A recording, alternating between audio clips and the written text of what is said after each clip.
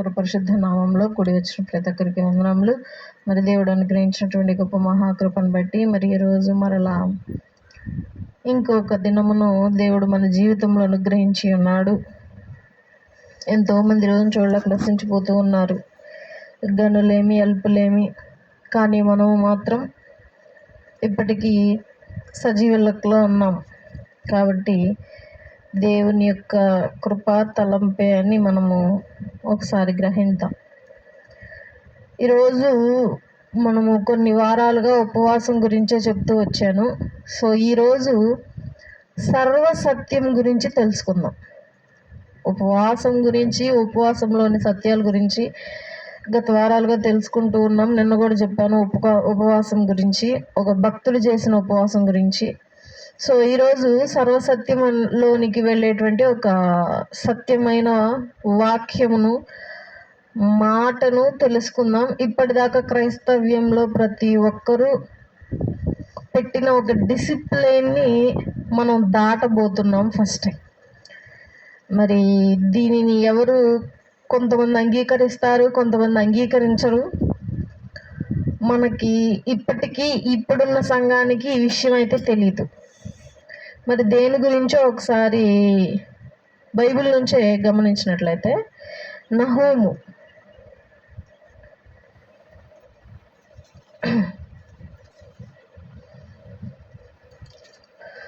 క్షమించాలి హబక్కు గ్రంథం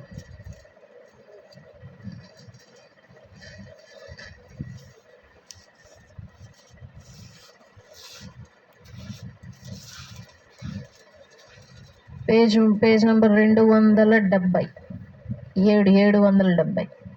770 హబక్కు. ఈరోజు మనం ఈయన గురించి తెలుసుకోబోతున్నాం. హబక్కుకు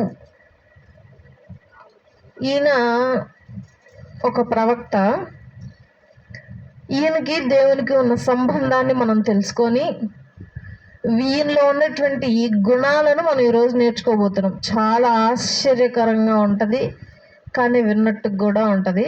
ఒకసారి ఫస్ట్ నుండి కొన్ని వచనాలు నేను చదువుతూ ఉంటాను, గమనించండి. 1వ అధ్యాయము 1వ వచనం నుండి. ప్రవక్తయగు హబక్కుకు నొద్దకు దర్శన రీతిగా వచ్చిన దేవోక్తి. యెహోవా, నేను మొరపెట్టినను నీవెన్నాళ్ళు ఆలకింపకుందువు? బలత్కారము జరుగుచున్నదని నేను నీకు మొరపెట్టినను నీవు రక్షింపకున్నావు. స్టార్టింగే హబక్కు గారు ఏం చేస్తున్నారు? పైన ఏంటి? ప్రవక్తయగు హబక్కుకు నొద్దకు దర్శన రీతిగా వచ్చిన దేవోక్తి. ప్రవక్త గారి దగ్గరికి దర్శనం ఒకటి వచ్చింది దేవుంది.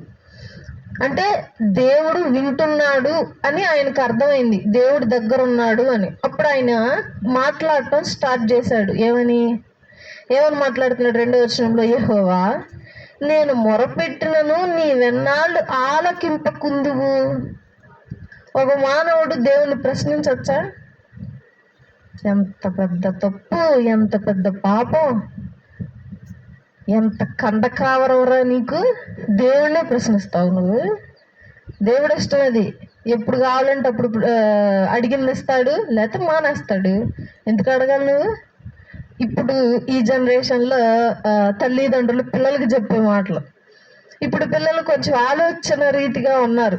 నేను సండే స్కూల్ టీచర్స్కి ట్రైనింగ్ ఇస్తూ ఉన్న క్రమంలో సండే స్కూల్ అయిపోగానే పిల్లలందరూ కూర్చొని వాళ్ళకున్న డౌట్స్ వాళ్ళు అడుగుతూ ఉంటారు.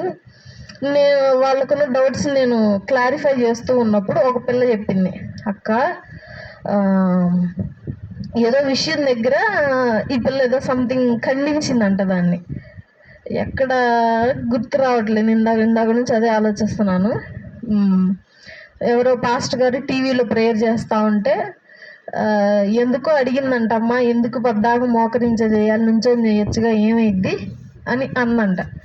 అదే మోకరించటము, కళ్ళు మూయటము, చేతులు జోడించడం, ఈ మూడిట్లో దీని గురించి అడిగిందంట వాళ్ళ అమ్మని.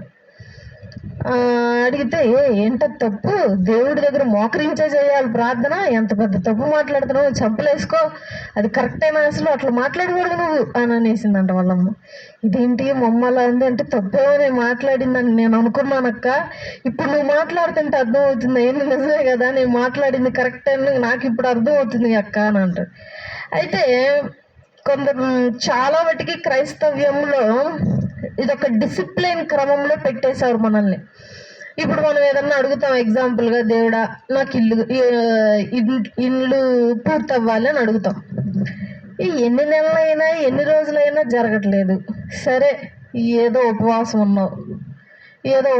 ఉన్నావు ఉంటే చేస్తాడేమో అన్న ఏదో నమ్ముకుంటే ఉపవాసం ఉన్నావు, వారం రోజులు ఉన్నావు ఉపవాసం చేయలే, అడగవా ఇంకా? దేవుని చిత్తం కాదేమో అది, దేవుడు అది చిత్తంలో పెట్టలేదేమో, లేకపోతే దేవుడు నిన్ను టెస్ట్ చేస్తున్నాడేమో.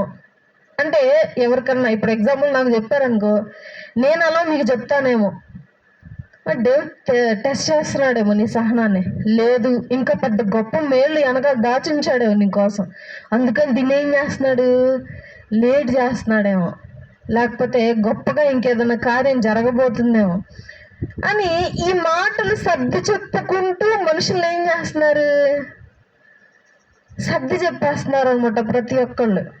మనిషి కూడా సరే అంతేలే, మనిషి కూడా లైక్ దేవుడు గొప్పవాడు కదా, దేవుడు కూడా అలా ప్రశ్నించకూడదు, దేవుడికి తెలుసు కదా, సర్వాంతర్యామి కదా, అన్నీ తెలుసు కదా దేవుడు అని చెప్పి మనిషి ఏం చేస్తాడు, అడుగుతాడు అడుగుతాడు అడుగుతాడు అడుగుతాడు, జరగకపోతే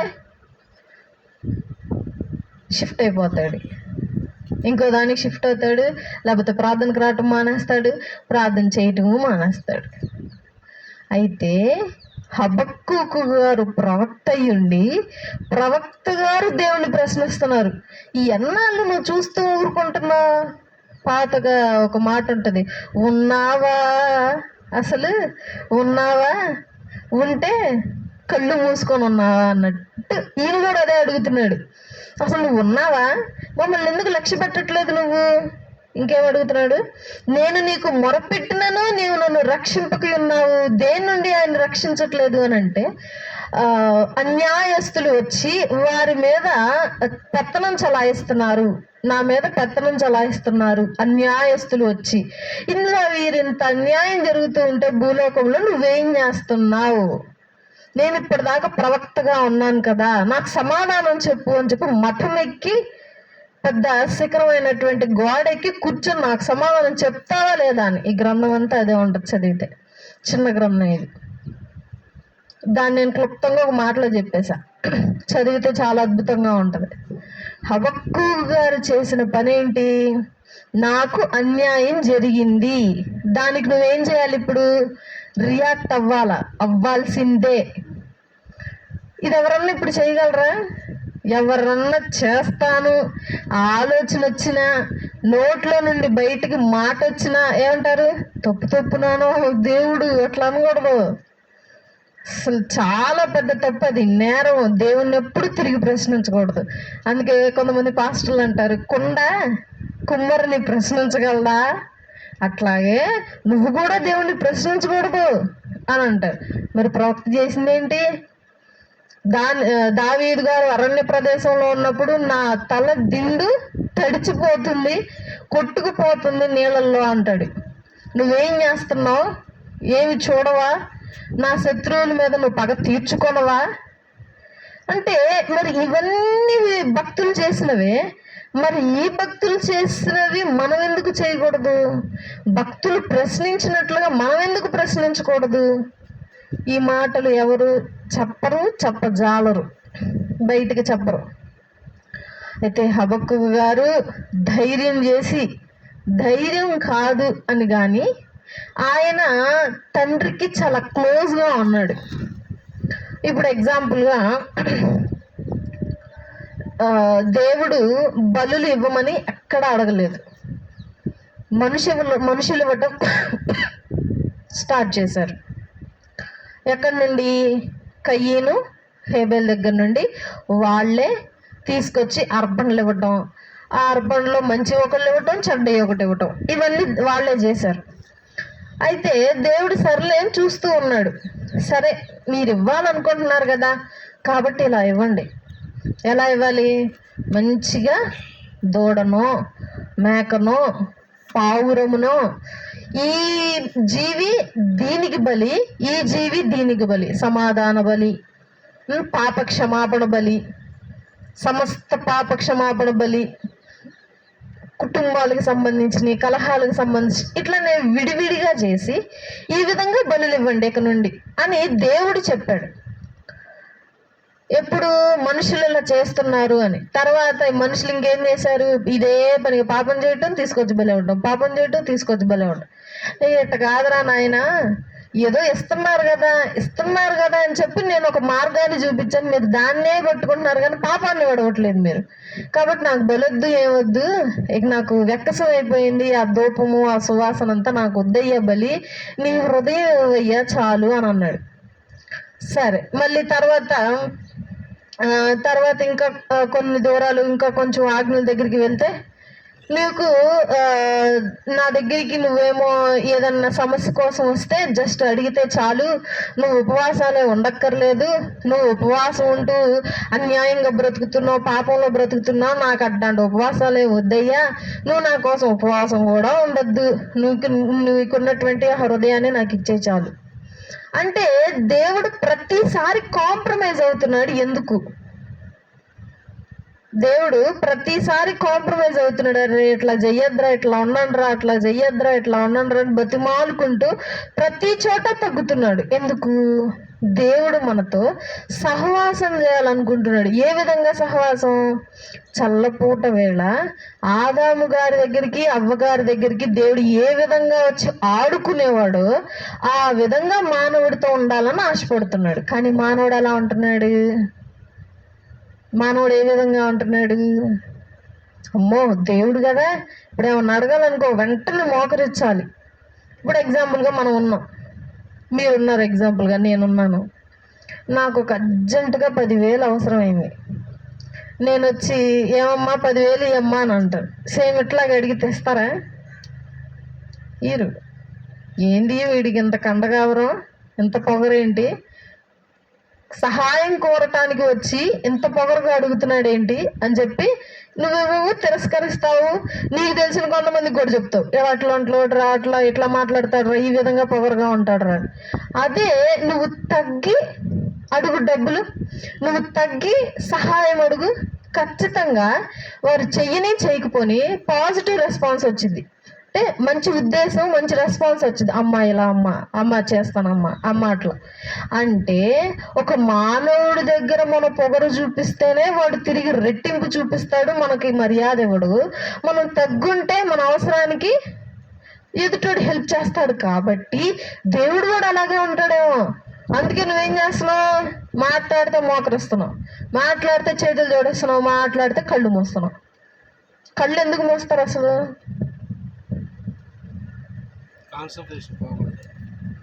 ఓకే, మనకు తెలిసింది కాన్సన్ట్రేషన్ పోకూడదని. అసలు కళ్ళు మూస్తే అర్థం ఏంటి? భూలోకంలో ఒక మానవుడు కళ్ళు మూస్తే 2 సందర్భాల్లో మూస్తాడు. ఎప్పుడు? నిద్రపోవటానికి, చచ్చిపోవటానికి. అంటే నువ్వు ప్రార్థన చేస్తున్నావు, నిద్రపోతున్నావు, చచ్చిపోయా? క్వశ్చన్. ఇప్పుడు నువ్వు ప్రార్థన చేస్తున్నావు, కళ్ళు మూసుకొని చేస్తున్నావు, కళ్ళు మూసుకొని ఉన్నావు అంటే నిద్రపోయావనా, చచ్చిపోయావనా, ఏం చేస్తున్నావు అని నువ్వు కళ్ళు మూసావు.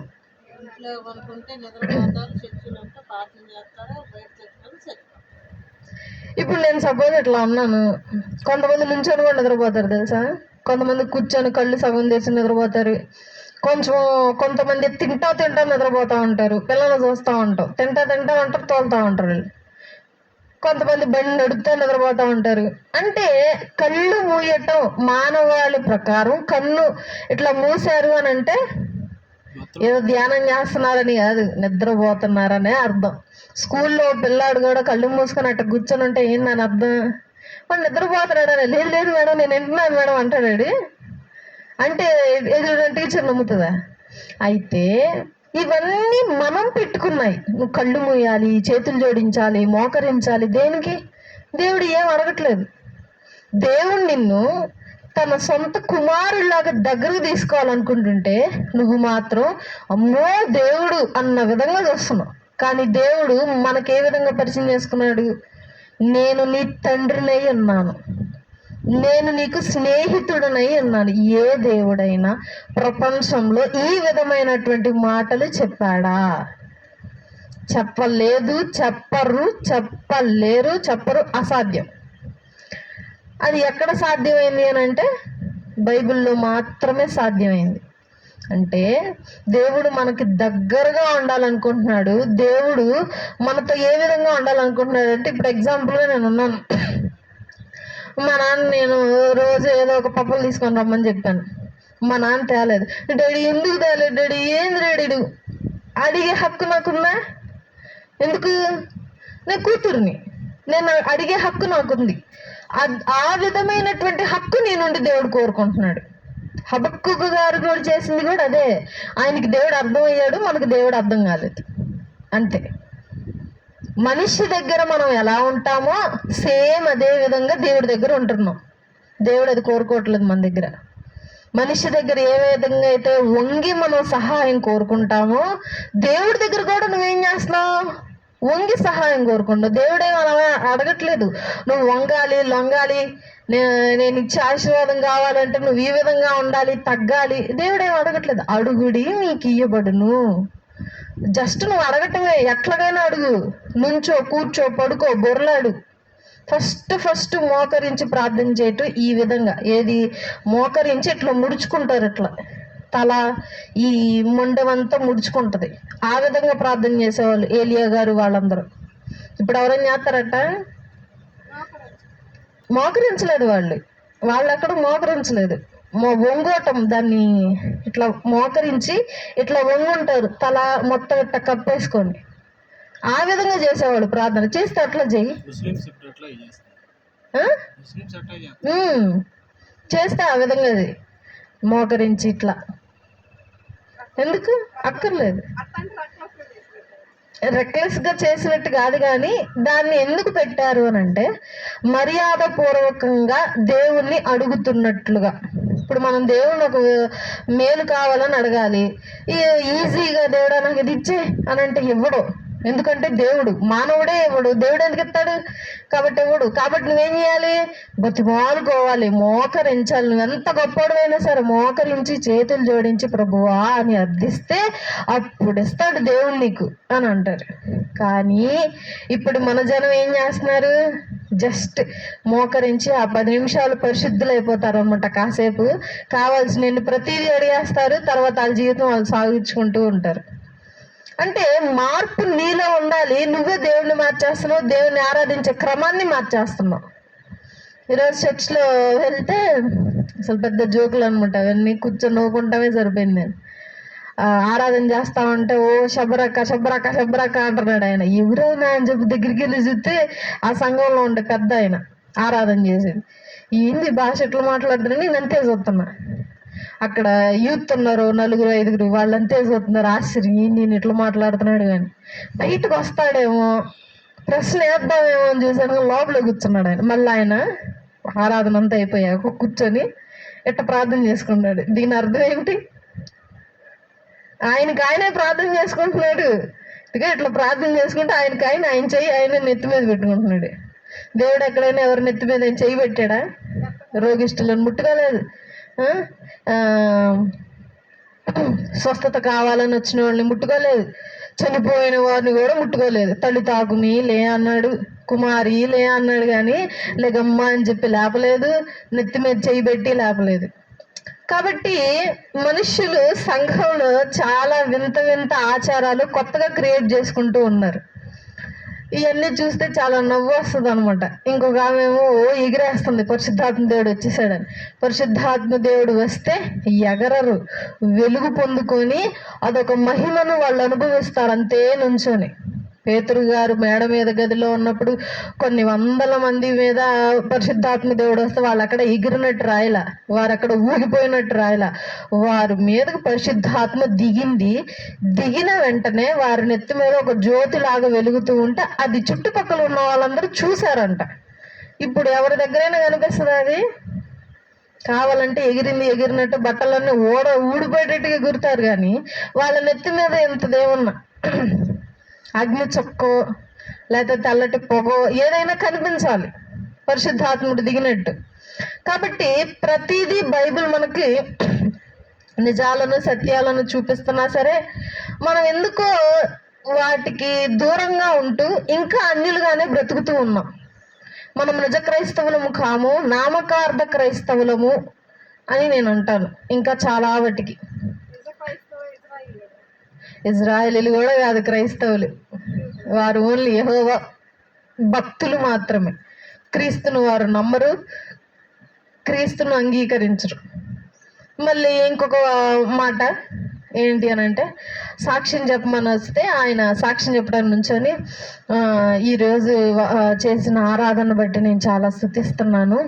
పరలోకంలో కోట్ల దేవదూతలు పరిశుద్ధుడు పరిశుద్ధుడు పరిశుద్ధుడు అని స్తుతిస్తూ ఉంటే ఆ దేవదూతలోని మికాయేలు దేవదూతను పిలిచి, హో దేవుడు, ఏంది మీరు చేసేది ఆరాధన? ఆడ చూడు, మా చర్చిలో మా పిల్లలు చేసే ఆరాధన చూడు అని అంటున్నాడు దేవుడు ఇప్పుడు అని అంటున్నాడు. అసలు నాకు చాలా నవ్వు వచ్చింది అనమాట. ఎంత ఆశ్చర్యం వేసిందంటే, మనిషి ఈ విధంగా కూడా మాట్లాడగలడా వక్రీకరించి అని. మరి తెలిసి మాట్లాడాడా తెలియక మాట్లాడాడా అర్థం కాలేదు. అక్కడ దేవదూతలు దివారాత్రములు పూజిస్తాయి. దివారాత్రములు అని అంటే 24 గంటలు అలుపు తీసుకోకుండా ఊపిరి పీల్చుకోవడానికి 1 సెకండ్ కూడా ఆగకుండా పరిశుద్ధుడు పరిశుద్ధుడు కంటిన్యూగా జపం చేస్తూ ఉంటుంది. అదొక జపం లాగా. నువ్వు వారానికి ఒకసారి వచ్చి ఆ వారానికి ఒకసారిలో 1.5 గంటలు ఉంటావు మేము చర్చిలో. ఆ 1.5 గంటలకి దేవుడు మురిసిపోతాడా నిన్ను చూసి? అసలు ఈ మనుషులు ఏంది ఇట్లా ఉన్నారు, ఇట్లా మనుషులు ఈ విధంగా తయారయ్యారో అర్థం కాలేదు నాకు. టైం లేక బయటకు వచ్చేసాను. కానీ సర్లే, మనం ప్రశ్నించినా కానీ అక్కడ ఉన్నటువంటి పాస్టర్ గారికి పిడిపడిద్దులే అని చెప్పి నేను ఇంకా సైడ్కి వచ్చేసాను అనమాట. అయితే ఈ విధంగా ఇట్లాంటివన్నీ కరెక్ట్ కాదు. దేవుడు ఇలాంటి వాటిని పట్టించుకోడు, చూడడు, లెక్క కూడా చేయడు. అయితే అలాంటి వారికి నిజ సత్యాలు చెప్పే వారిని కొంతమంది భూలోకంలో లేవనెత్తడం జరుగుతుంది. అలాంటి వాళ్ళే బైబిల్లో వ్రాయబడి ఉన్నారు. హబక్కూకు, యోబు గారు, యెషయా గారు, వీళ్ళందరూ వ్రాయబడ్డారు బైబిల్లో. నిజమైనటువంటి ప్రపంచంలో కూడా చాలా మంది ఉన్నారు సత్యాన్ని చెప్పేవాళ్ళు. చాలా మంది ఉన్నారు సత్యం చెప్పేవాళ్ళు. ఇంతకుముందు మన క్రైస్తవులు ఎలా చూసేవాళ్ళు అని అంటే, పెద్ద పెద్ద సభలు పెట్టేవారు. సభలు పెడితే అక్కడున్న ఏదో ఒక మతం, ఆపోజిట్ మతం నుంచొని వాళ్ళ మత గ్రంథాల గురించి గొప్పలు చెప్పుకొని కింద ఉన్నటువంటి క్రైస్తవుని ఒకటి పిలిచి కుర్చీలో కూర్చోబెట్టి, ఇదిగో మీ బైబిల్ ఎట్టుంది, ఏందని అర్థం అని అడిగేవాళ్ళు. ఎవరికేం తెలుసు? అందరూ పండితులు కాదు, అసలు ఉత్తిత్తి పండితులు అనమాట ఇంతకుముందు అంత క్రైస్తవులు. ఇప్పుడు నిజంగా జ్ఞానం కలిగి ఉన్నారు ప్రతి ఒక్కరు, కానీ ఇంతకుముందు ఏం లేదు. అట్లా నువ్వు కూర్చోబెట్టి అవమానించడం చేయటం నేను చిన్నప్పుడు చాలా చూసాను ఇట్లాంటివి. ఇది కరెక్ట్ కాదు. అట్లా ముస్లింలు చేసినప్పుడు క్రిస్టియన్స్ని తీసుకొచ్చి అట్లా అవమానించడం, మళ్ళీ హిందువులు అట్లాంటి సదస్సు చేసినప్పుడు క్రిస్టియన్స్ని తీసుకొచ్చి ఇదిగో మీ గ్రంథంలో ఇట్లా వ్యభిచారం గురించి ఉంది, ఇది బూత్ పుస్తకం అని చెప్పటం. అలా చాలా మందిని క్రైస్తవులందరినీ అటుకి ఇటుకి చల్లా చెదురు చేస్తారు. అప్పుడు ప్రతి క్రైస్తవుడు ఏం చేశాడు? వాళ్ళకి ఆల్రెడీ బైబిల్ తెలుసు. మరి ఇప్పుడు వాళ్ళు ఏం తెలుసుకోవాలి? ప్రపంచ గ్రంథాలు తెలుసుకోవాలి. ఆ మతంలో ఏముంది, మన మతంలో ఏముంది, ఆ గ్రంథాల్లో ఏం రాయబడింది, మన గ్రంథంలో ఏం రాయబడింది అని పరీక్షించటం మొదలు పెట్టారు ప్రతి ఒక్కరు. ఇప్పుడు ఎవరిని కదిలించినా సరే పుట్టు పూర్వోత్తరాలు కదిలిస్తారనమాట ప్రతి ఒక్కరు. ఇప్పుడు ఆల్రెడీ క్రైస్తవులకు కూడా సగానికి సగం ప్రతీది తెలుసు. అంత జ్ఞానం ఎవరు ఇచ్చారు, ఎవరి ద్వారా అంటే కొంతమంది పాస్టర్లు వారి జ్ఞానాన్ని సంపాదించుకొని ఆ జ్ఞానాన్ని 10 మందికి ఇవ్వటం మొదలు పెట్టారు. అలాంటి వారిలో ఒక ఆయన మొన్న రీసెంట్గా చనిపోయారు, ప్రవీణ్ కుమార్ పగడాల గారు. ఆయన జ్ఞానము అవును టీవీలో కూడా వచ్చింది. ఆయన జ్ఞానము అపరిమితం అనమాట. మాట్లాడే ప్రతి మాట బుక్లో నుంచి తప్పితే ఇంకొకటి రాదు. రిఫరెన్స్ సాక్ష్యాలతో సహా చూపిస్తాడు. అట్లా ఈ ఎదుటోడు ఇంకా మాట్లాడటం లేదు. అలా ఎన్నో డిబేట్లు చేసి నేను చాలా చూశాను ఆయన డిబేట్లు. ఆయన మాట ఖచ్చితంగా ఉంటుంది, స్ట్రైట్గా. ఇక ఎదుటోడు మాట్లాడడానికి లేదు, ఇక అవ్వదు. ఆయన ఎందుకు చనిపోయాడో ఇక మనకి తెలీదు, కానీ చనిపోయారు. ఈ ప్రపంచం, ఈ తెలుగు రాష్ట్రంలో చాలా కలకలం రేపుతున్నటువంటి ఈ సంఘటన. క్రైస్తవులందరూ అయ్యో మనల్ని చంపేస్తున్నారు అన్న విధంగా ఆలోచిస్తున్నారు. కానీ నా ఆలోచన ఏంటి అని అంటే, మనిషి ఎప్పటికైనా చనిపోవాల్సిందే. అయితే ఆయన జ్ఞానం గొప్పది. ఆ జ్ఞానం చాలా వాటికి పంచారు, కానీ ఇంకా పంచాల్సి ఉంది. అప్పుడే ఆయన వెళ్ళిపోవటం జరిగింది. అది చాలా బాధాకరం అనమాట. ఆయన జ్ఞానం మాత్రం చాలా గొప్పది. ఆయన ప్రతి గ్రంథాన్ని చదివి ప్రతి గ్రంథాన్ని పరిశీలించి ఒక్కొక్కరితో కూర్చొని మాట్లాడుతూ ఉంటే వాళ్ళు సమాధానాలు చెప్పలేకపోయేవాళ్ళు కూర్చొని, అంతే, పండితులతో సహా. చాలా గొప్ప జ్ఞాని. అట్లాంటి వారిని దేవుడు మన వైపు తీసుకొచ్చి వారి జ్ఞానాన్ని బుక్స్ లో భద్రపరిచారు. ఇట్లాగే వీడియోస్ రూపంలో మనందరికి దగ్గరకు వచ్చాయి. ఇలా బోల్డ్ అంతమంది జ్ఞానులు ఆయనతో పాటు చాలా మంది ఉన్నారు, బ్రతికే ఉన్నారు కొంతమంది. సో ఇట్లాంటి జ్ఞాన సంపదనంతా మనం ఏం చెయ్యాలి అని అంటే గ్రహించాలి, వీటిని తెలుసుకోవాలి. వీటిని తెలుసుకొని ముందడిగేయాలి. మనం ఇంకా ఎక్కడే స్తోత్రం అంట. మా పిల్లలు చందోలు సండే స్కూల్ పిల్లలు చేస్తారు, ఇంకా కన్నీటి ప్రార్థన నేర్పించయ్యా అంట. మరి ఎవరు నేర్పించారో ఏంటో ఆ పదం నాకు తెలియలేదు, కానీ ప్రతి పిల్లాడు అదే మాట్లాడతాడు, కన్నీటి ప్రార్థన నేర్పించయ్యా అంటాడు. కన్నీటి ప్రార్థన దేవుడు నేర్పించేది ఏంద్రా, నీకేడు ప్రార్థన అంట నేను. అట్లా పాస్టర్లు ఇంకా అబ్రహాము, యాకోబు, ఇస్సాకు వీళ్ళ దగ్గర ఆగిపోతూ ఉన్నారు. ప్రకటన గ్రంథానికి ఎప్పుడు వెళ్తాం? అపోస్తుల దగ్గరికి ఎప్పుడు వెళ్తాం? సర్వసత్యాల దగ్గరికి ఎప్పుడు వెళ్తాం? ఏమి లేవు, అంతా ఇక అక్కడే ఉండిపోతుంది. వాళ్ళని కదిలించడానికి వీళ్ళు గొప్ప సైన్యంగా ఉన్నారు పాస్టర్లు గారు. కాబట్టి మనకు సమయం ఉన్నప్పుడల్లా ఫోన్లో వాక్యాలు చూడటం, వాళ్ళ గురించి వీళ్ళ గురించి తెలుసుకోవటం, జ్ఞానాన్ని అభివృద్ధి చేసుకోవటం చేస్తూ ఉండాలి. అలా ఆయన చాలా మాటలు చాలా విధాలుగా కొన్ని విషయాలు, కొన్ని డౌట్స్ కూడా కొంతమందికి యవ్వనస్తులకు ఆయన చెప్పడం జరిగింది. కాబట్టి దేవునితో సహవాసము ఎలా ఉండాలి అని అంటే, తండ్రి కూతురులాగా, తండ్రి కొడుకులాగా ఉండాలి సహవాసం. నువ్వు అడగాలి నోరు తెరిసి, నాకెందుకు ఈ విధంగా చేసావు? హబక్కు గారు అదే అంటున్నారు, నేను ప్రవక్తనై ఉంటే నువ్వు నాకు ఇలా చేస్తావా? చూడండి, ఇంకా కొద్దిగా కింద వచ్చిన వాళ్ళు గమనిస్తే 3వ వచనం, నన్ను ఎందుకు దోషము చూడనిచ్చుచున్నావు? బాధ నీ వేళ ఊరకయే చూచుచున్నావు.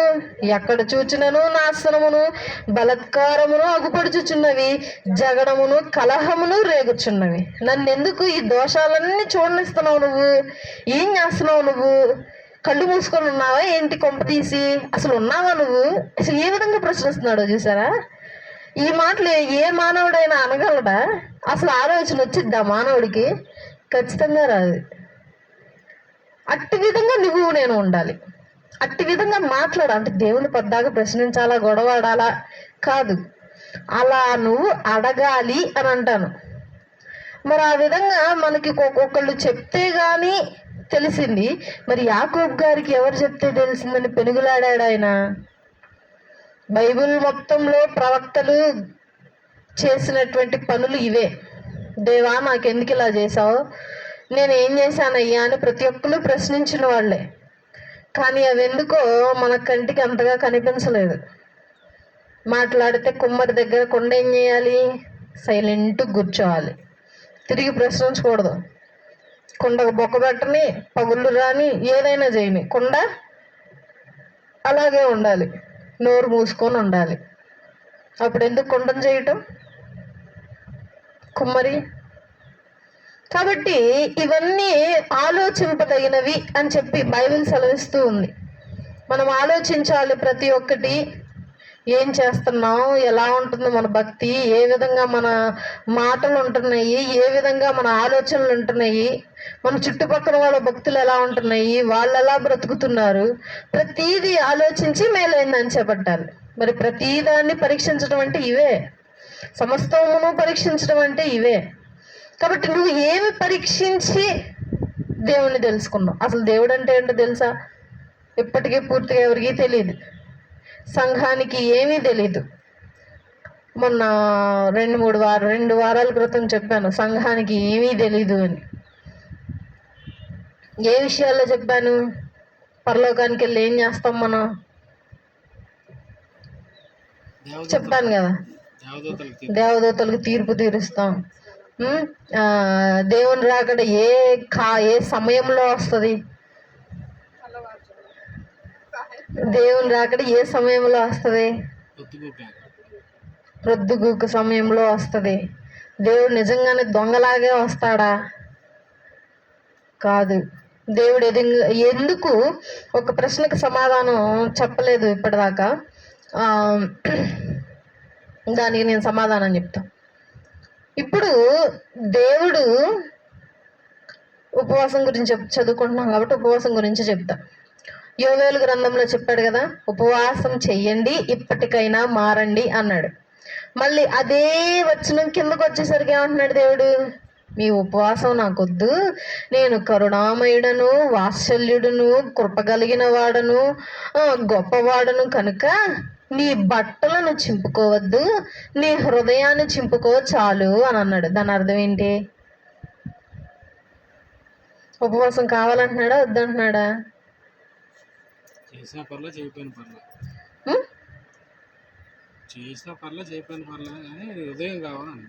నీ ఉపవాసం మ్యాటర్ కాదు, నీ ఉపవాసం లెక్కలోకి కాదు ఫస్ట్ వచ్చేది. అసలు నీ హృదయం కావాలి ఫస్ట్ నాకు. అదొక ఆచారం లాగా, అదొక అలవాటు లాగా నువ్వు చేస్తున్నావు, నాకు అది వద్దు అని అన్నాడు. రెండోసారి ఫస్ట్ ఏమో ఉపవాసం చెయ్యి ఇప్పటికైనా అంటున్నాడు, మళ్ళీ రెండోసారి ఏమంటున్నాడు? ఉపవాసం వద్దంటున్నాడు. ఈ మాటలు అన్నిలు చదివితే ఎట్లా ఉంటుందా? ఎట్లా అర్థమైద్ది వాళ్ళకి? మీరు ఆలోచించండి ఒకసారి. హైందవులు సోదరులు డిబేట్లో ఒక సోదరుడు ఈ యొక్క మాటను లేవనెత్తాడు. ఏమని? మీ యెహోవా దేవుడు ఒక గ్యాంగ్ లీడరు, క్రూరుడు, క్రూరమైనటువంటి మనస్తత్వం కలిగినోడు, జాతి కులం మతం భేదాలు చూపించేవాడు మీ దేవుడు చెప్పాడు. ఇవన్నీ నిజమే, అవన్నీ బైబిల్లో ఉన్నాయి. మరి వాళ్ళు చూపించిన ప్రతిదీ బైబిల్లో ఉంది. మీ దేవుడు క్రూరుడు ఇట్లాంటి వాడు అన్నాడు. సరే, మనకి ఎంత అర్థమైందో నేను క్వశ్చన్ వేస్తా. లేవియాకాండం దిద్దాం.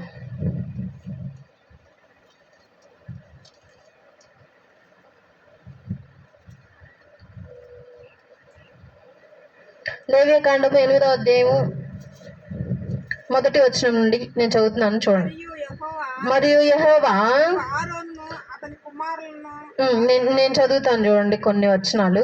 నీవు అహరోనును అతని కుమారులను వారి వస్త్రములను అభిషేక తైలమును పాప పరిహారార్థమైన కోడెను 2 పొటేళ్లను గంపెడు పొంగని భక్ష్యములను తీసుకొని ప్రత్యక్షపు గుడారం యొక్క ద్వారమునొద్దకు సర్వ సమాజమును సమకూర్చుమనగా యెహోవా మోషేకు ఆజ్ఞాపించినట్లు అతడు చేసెను. ఇవన్నీ ఎవరు చెప్పారు? ఏమని చెప్పాడు యెహోవా మోషే గారికి? నువ్వు వెళ్ళి అహరోనును వారి కుమారులను తీసుకొని వచ్చి, ఇదిగో పులియని పిండి, భక్షములు, కోడి దూడలు ఇవన్నీ తీసుకొని రండి, బలి అర్పించాలి అని అంటాడు. 8వ వచనంలో మొత్తంలో ఉంటది. సరే, వాళ్ళని తీసుకురాగానే మోషే గారు వాళ్ళకి చక్కగా నిలువుటంగీలు మంచిగా స్నానం చేసి నిలువుటంగీలు వేయించి బలి నర్పించిన రక్తాన్ని ఇదిగోండి కుడి చేయో ఎడమ చేయో బొట్టనేలుకి ఇట్లా బొట్టనేలుకి రాసి, కాలు బొట్టనేలుకి రాసి, కుడి చెవి అనుకుంటా చెవికి ఇక్కడ అంటించి చేపేయటం. ఎంతంటే ప్రతిష్ఠించటం. మళ్ళీ ఆ కోడిదూడ రక్తాన్ని అనమాట వాటిని ఎండ పెట్టి మళ్ళీ ఆ కోడిదూడ రక్తాన్ని బట్టల మీద చిలకరించాలి, కుమారులిద్దరి మీద. ఎందుకు ఇవన్నీ చేపీయటం? యెషయా గ్రంథంలో ఏమంటున్నాడు? నీ బలులన్నీ నాకు వెక్కసమాయను, నాకు నీ బలక్కర్లేదు, నీ హృదయం చాలంటున్నాడు. ఇదేంటి? ముందేమో ఇట్లా ఉండు అట్లా ఉండు అని చెప్పి ఇక్కడ పరిశుద్ధుడిలాగా మాటలు చూసావు ఎట్లా మాట్లాడుతున్నారు అని అన్నాడు ఆయన. వాళ్ళందరూ కరెక్టా కాదా? మీరు చెప్పండి.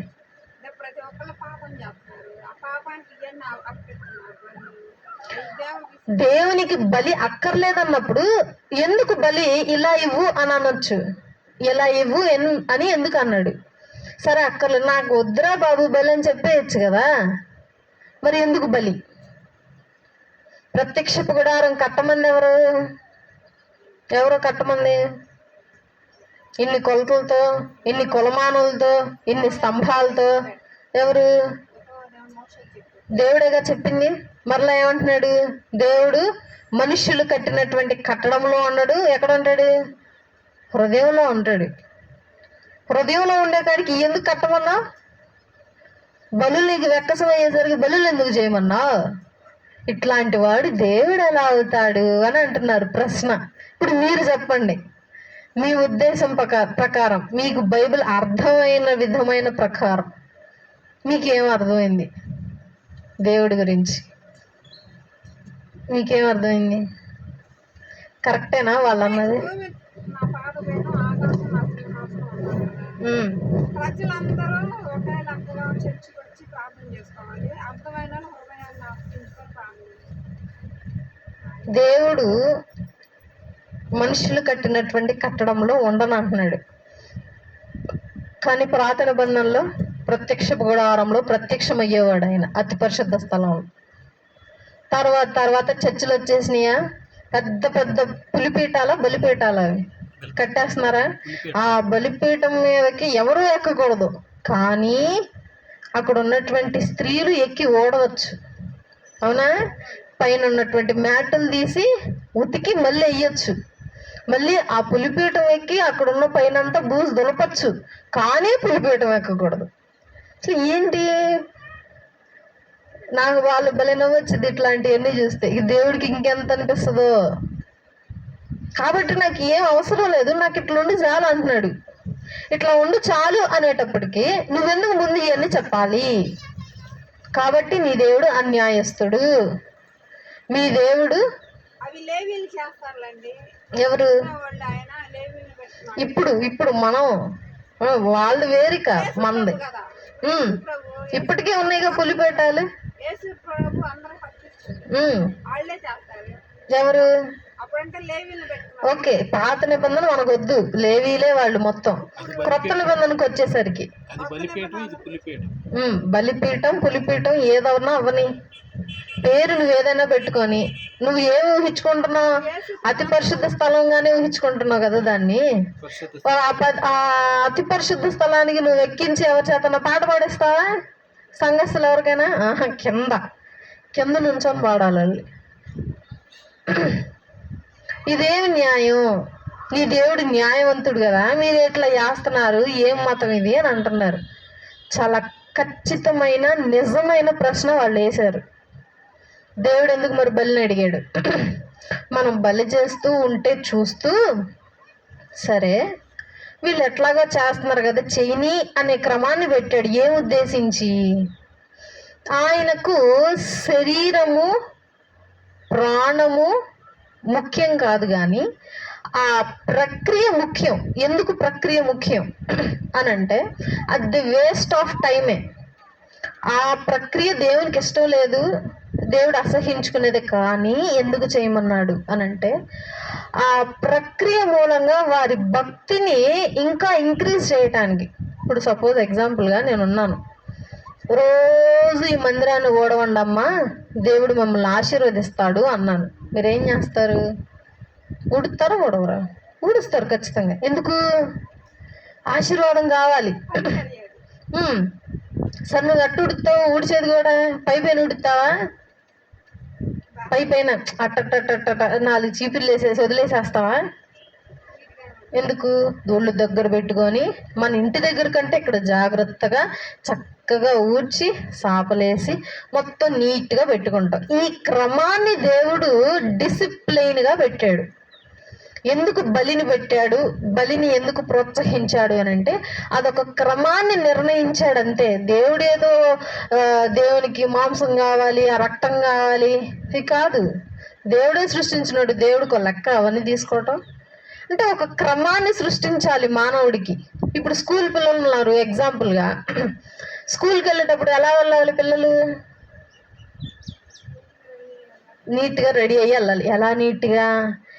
ఈ రిబ్బను క్రమంగా ఆర్డర్లో పువ్వులా రావాలి. పువ్వు పైకి వెళ్ళినా కిందకి వెళ్ళినా మళ్ళీ కరెక్ట్ కాదు. టీచర్స్ ఒప్పుకోరు, హెడ్ మాస్టర్స్. నువ్వు బొట్టు పెట్టుకుంటే నీట్గా పెట్టాలి, 4-5 పెట్టకూడదు.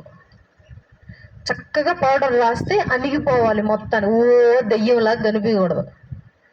సాక్స్ షూ వేస్తే షూ చక్కగా పాలిష్ చేయాలి, బ్లాక్గా మెరవాలి, మరకలు మరకలు కనిపించకూడదు. అదేంటి? డిసిప్లిన్, క్రమశిక్షణ పెట్టడానికి ఇవన్నీ పెడతారు. అయ్యంత నువ్వు పెద్ద అయ్యేదాకా మోసుకుంటావు అట్లాగే ఉండవు. నువ్వు పెద్ద అయ్యాక నువ్వు ఇష్టం వచ్చినట్టు ఉంటావు. అయితే చిన్నప్పటి నుంచి నీకేం నేర్పిస్తున్నారు? డిసిప్లిన్ నేర్పిస్తున్నారు. ఏ విధంగా బట్టలు వేసుకోవాలి, ఏ విధంగా నిన్ను నువ్వు అలంకరించుకోవాలి అనేది క్రమంగా చూపించడం, దాన్ని డిసిప్లిన్లో పెట్టడం. దేవుడు కూడా అదే చేసింది బలి విషయంలో. దేవుడు నిన్ను ఒక క్రమంలో పెట్టాలనుకొని బలిని చేయమన్నాడే కానీ ప్రతి దానికి పాపం చేసి బలి నడిపించేయమని కాదు. మళ్ళీ దేవుడు తారతమ్య భేదాలు చూపించేవాడు అని అన్నారు. దేవుడు క్రూరుడు, కొంతమందిని వారిని చంపేసి వారి పిల్లలను నాశనం చేస్తాను. ఎక్కడైనా సరే ఎవరైనా ఒకడు హంతకుడు తనని తన పిల్లల్ని చంపేస్తే ఆ పాపమంతా ఆ చంపినోడు పిల్లల మీదకి వెళ్ళిద్ది. కాబట్టి మీరు కానీ వీరిని చంపారనుకో, వీరి పాపం మీదకి రాదు, వారి పాపం మీ పిల్లల మీదకి రాదు. మీరు గనులు అవుతారు, గొప్పలు అవుతారు. చూసావా, దేవుడు మనుషుల మీద తారతమ్యాన్ని చూపిస్తున్నాడు. ఎదుటివారు చూపించేటువంటి ప్రశ్న, దేవుడు నా జనులైనటువంటి ఇజ్రాయేలీలు అన్నాడు. అవునా? దేవునికి బహు ఇష్టమైనటువంటి వారు. మరి మనమేంటి? చూసావా, దేవుడు భేదాలు చూపిస్తున్నాడు.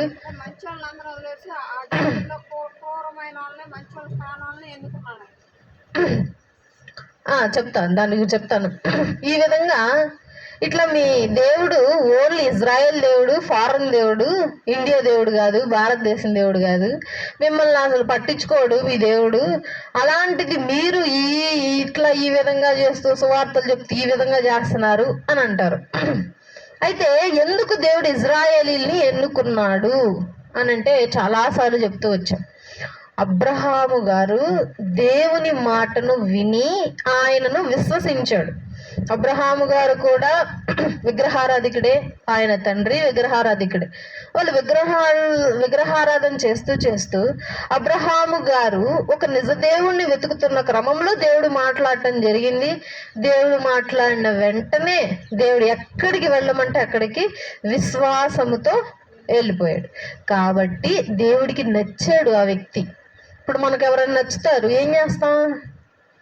వారితో మంచిగా ఉంటాము, లేదంటే వారికి కావాల్సిన ఏదైనా, ఇప్పుడు మన తరపున ఏదైనా గిఫ్ట్ ఇస్తాము, బట్టలు పెడతాము, ఇంటికి పిలిచి అన్నం పెట్టడము, ఏదో ఒకటి చేస్తాం. ఎందుకు? వారు మనకు నచ్చారు కాబట్టి. దేవుడు కూడా ఏం చేశాడు? అబ్రహాం గారు నచ్చారు. ఎందుకు?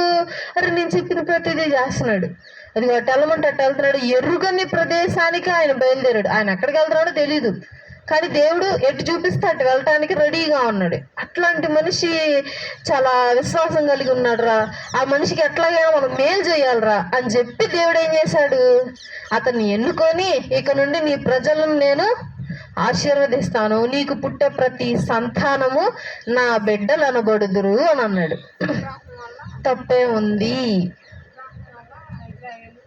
అబ్రహాము గారి వల్ల ఇజ్రాయేలీలు దేవుని ప్రజలు అయ్యారు. తప్పే ఉంది?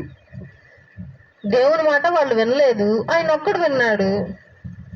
ఆయన ద్వారా వాళ్ళందరినీ దేవుడు ఎన్నుకున్నాడు. మిగతా వాళ్ళు వినని వాళ్ళందరూ మన పూర్వీకులు, మనల్ని దేవుడు అన్యులు అన్నాడు. అందుకే ఎవరునూ తప్పిపోకుండా ఉండటకు తన కుమారుడు వచ్చి ఓన్లీ ఇజ్రాయేలీల కోసమే, తాను దెబ్బలు తినలేదు, తాను అవమానం పొందలేదు, రక్తాన్ని ప్రోక్షించలేదు, సమస్త మానవాళి కోసము, పుట్టబోయే వారి కోసం కూడా ముందే రక్తాన్ని కార్చేసి ప్రోక్షించి వెళ్ళిపోయాడు ఆయన. దేవుడు అక్కడ తారతమ్యాన్ని చూపించలేదు. దేవుడు అక్కడ అన్యాయస్తుడు కాడు. వారి పిల్లలను నీవు నాశనం చేస్తే వారి కీడు నీ మీదకు రానివ్వను, ఎందుకంటే వారిని చంపడం మంచిదే అని అంటాడు దేవుడు. ఎందుకు? మళ్ళీ దాని కిందే అంటాడు దేవుడు కొన్ని కింద వచ్చినాళ్ళు, వారి పాపము బహుఘోరమై ఉన్నది కనుక అట్లు విధంగా చేయటం మంచిదే అని అంటాడు. ఎంత విధంగా ఏ విధంగా ఆ మనిషి పాపం చేసుంటే దేవుడు అంత పెద్ద మాట అనగలడు? కాబట్టి చదివే ప్రతి ఒక్కరము మనముతో సహా ప్రతిదీ అర్థం చేసుకోవాలి. ఏంటి ముందుందేంటి, వెనకుందేంటి, ఆ మాట ఏ సందర్భంలో వచ్చింది, ఎంత కఠినమైనటువంటి సందర్భం ఉంటే అంత పెద్ద మాట వస్తుంది, ఆలోచన చేయాలి. కాబట్టి ఇప్పటికీ క్రైస్తవులకి దేవుడు అంటే పూర్తిగా తెలియదు. 99% మందికి ఇప్పటికీ క్రైస్తవులకి దేవుడు అంటే తెలీదు. అలాంటి వారు ఎవరైనా వచ్చి మీ బైబిల్ ఎలాంటిది అనగానే వెంటనే మీది కూడా ఇదే అనే చెప్తారు. అవునా? ఇప్పుడు ఎగ్జాంపుల్గా ఎవరన్నా వచ్చి మీ బైబిల్లో ఎట్లా వ్యభిచారం గురించి ఉందగా అమ్మా అన్నారనుకో, నీ గ్రంథంలో కూడా ఉందిగా వ్యభిచారం అని అంటావా? మనం ఏం చేయాలి? వాళ్ళకి ఏం అర్థం కాలేదు, వారి ప్రశ్న ఏంటో తెలుసుకొని దాన్ని వివరించాలి. వివరించి చెప్పేసేస్తే తాను ఆలోచన చేస్తాడు. లేదు అని అంటే తాను ఇంకో ప్రశ్నకు వెళ్తాడు. నువ్వు దాన్ని నీ గ్రంథంలో కూడా ఎలాగే ఉంది, నువ్వు కూడా ఎలాగే ఉన్నావు అని ఎదురు చూపిస్తే ఎగరెచ్చిపోతారు అన్నాడు. దాన్నే కలహం అంటారు. కాబట్టి హబక్కూకు గారు ఏ విధంగానైతే దేవుణ్ణి ప్రశ్నిస్తూ నాకెందుకు ఈ విధంగా చేశావు అని, నన్నెందుకు ఈ విధంగా చేశావు, నేను అన్యాయం చూసేలాగా చేశావు, నువ్వు కళ్ళు మూసుకొని ఎందుకున్నావు, నువ్వేం మాట్లాడకుండా ప్రశ్నించకుండా నువ్వు న్యాయం చేయకుండా సైలెంట్గా ఎందుకున్నావు అని చెప్పి దేవుడు హబక్కూకు గారు దేవుణ్ణి ప్రశ్నిస్తూ ఉన్నారు. హబక్కూకు గ్రంథము ఇంటికి వెళ్ళాక ఒకసారి చదవండి. ఆ మూడు అధ్యాయాలే, చిన్నది. కాబట్టి ఆయనకున్నటువంటి ధైర్యము, ఆయన దేవునితో ఉండినటువంటి విధానము మనం కూడా ఉండాలి. అదే విధంగా ఆ విధంగా ఆలోచించాలి. హబక్కూకు గారిలాగా నీకు ఏదైనా సమస్య వచ్చింది, ఏదైనా ఇబ్బంది వచ్చింది, బాధ వచ్చింది, అడుగు. 2 రోజులైంది, 3 రోజులైంది, 4 రోజులైంది, సమాధానం లేదు, కార్యము జరగలేదనుకో, డైరెక్ట్ గట్టిగా అడుగు. ఈసారి ఎందుకు నాకే ఎందుకు చేసావు, నేను ప్రతిదీ అడుగుతున్నాను, కానీ గట్టిగా అడిగే అర్హత ఉండాలి మళ్ళీ. అవునా? గట్టిగా అడిగే అర్హత ఉండాలి ఎప్పుడైనా సరే. అర్హత ఎందుకు ఉండాలి మనిషికి అని అంటే, ఇప్పుడు నేను మా నాన్న దగ్గర పప్పులు కావాలని నేను గొడవ చేసి నేను ఏమన్నా అనొచ్చు, ఎందుకు, నాకు అర్హత ఉంది. అదే ఇంకొకటి వచ్చి అనొచ్చు, అలా ఆ విధంగా మాట్లాడగలిగేది ఉందా? లేదు. ఎందుకు అనంటే అర్హత లేదు. బంధం వేరు, వారు వేరు, మేము వేరు. కాబట్టి దేవుణ్ణి ప్రశ్నించాలి అనంటే కూడా నీకు అర్హత ఉండాలి. ఏ విధమైన అర్హత అనంటే భయము, భక్తి, నువ్వు దేవుని చూపించే మార్గంలో నడిస్తే, నువ్వు దేవునికి నచ్చినట్లుగా ఉంటే, నిజమైనటువంటి క్రైస్తవుడుగా నువ్వు బ్రతికితే అప్పుడు నీకు అడిగే అర్హత ఉంటుంది. అప్పుడు నీకు ప్రశ్నించే అర్హత ఉంటుంది. లేదు, నువ్వు ఎట్లా పడితే అట్లా ఉండి దేవుడిని ఎట్లా పడితే అట్లా మాట్లాడితే దేవుడు చూస్తూ ఊరుకోడు. హబక్కూకు గారు ప్రవక్త కాబట్టి ఆయన ఎంత కఠినంగా, ఎంత చక్కటి జీవితాన్ని గడిపి ఉంటే అన్ని మాటలు మాట్లాడగలరు. అప్పుడు దేవుడు అంటాడు తిరిగి, అయ్యా నేను చేయబోయేది చూడు, లేట్ అవ్వచ్చు కానీ ఒక గొప్ప కార్యాన్ని చేయబోతున్నాను, కాబట్టి కొంచెం ఓపిక కలిగి ఉండయ్యా అని అంటున్నాడు దేవుడు. మనిషికి సర్ది చెప్తున్నాడు. ఒక కుమారుడికి సర్ది చెప్తున్నట్టు తండ్రి సర్ది చెప్తున్నాడు హబక్కూకు గారికి. దేవుడు తిరిగి మాట్లాడాడు అని అంటే ఏ దోషం లేనట్టేగా, ఆయనలో ఏ పాపం లేనివాడనే కదా. కాబట్టి మనం కూడా ఏ పాపం లేనివారిగా ఉండి, ఏ దోషము చేయని వారిగా ఉండి, ఎటువంటి మచ్చ మాధుర్యము లేనివారుగా ఉండి, దేవుని యందు భయము, భక్తి గలవారమై ఉండి, దేవునితో మన సహవాసమును పెంపొందించుకోవాలి అని చెప్పి మనవి చేస్తూ చిన్న మాటలు మన వినికిడిలో ముగిస్తూ ఉన్నాను. అందరి తల నుంచి కన్ను మూసుకున్నట్లయితే ప్రార్థన చేసుకుందాం.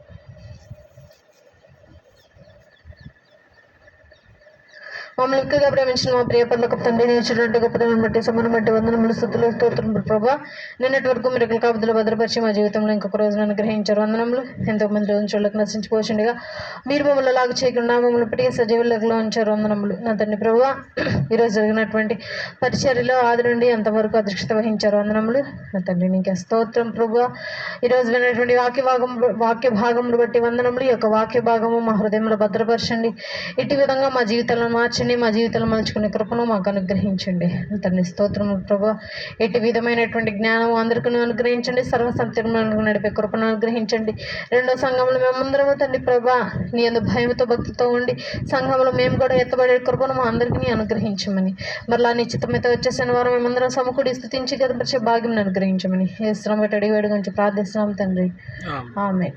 మన తండ్రి నేను ప్రేమయ కుమారుడైన యేసుక్రీస్తు ప్రభువు కృప పరిశుద్ధాత్మ అన్యోన్య సహవాసం మనందరికీ ఎల్లప్పుడూ తోడేండి నడిపించును గాక.